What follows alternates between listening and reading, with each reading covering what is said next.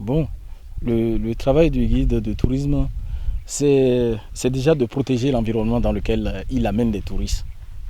Et après ça, de les conduire, de faire un suivi, de conduire les touristes, de les expliquer les espèces, de leur montrer la diversité du parc, ce qu'on a comme flore, comme faune et un peu la culture locale de la réserve.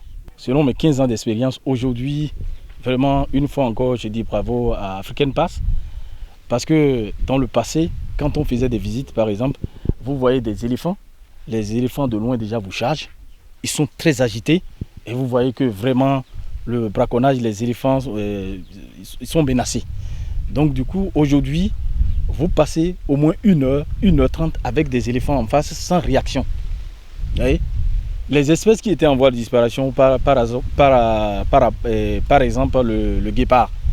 Et en mars, le 20 mars, j'ai vu le guépard où j'ai passé 1 heure avec le guépard qui boit, qui reboit dans la même mare pendant des heures. Ce qui ne se faisait pas les années passées. Les éléphants vous chargeaient. Vous ne pouvez pas les voir. Dès qu'ils entendent un bruit, ils s'éloignent.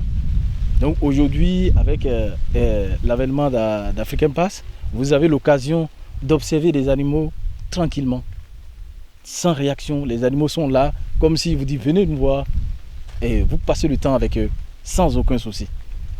Et voilà un peu comment ça se passe. J'invite tous les nationaux et des voyageurs, des expatriés, les touristes qui viennent visiter ce parc sans aucune inquiétude de venir visiter cette réserve qui est l'une des meilleures parcs de l'Afrique de l'Ouest.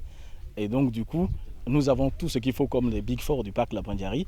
Nous avons une faune diversifiée, une flore également et des beaux paysages que vous pouvez découvrir dans ce parc.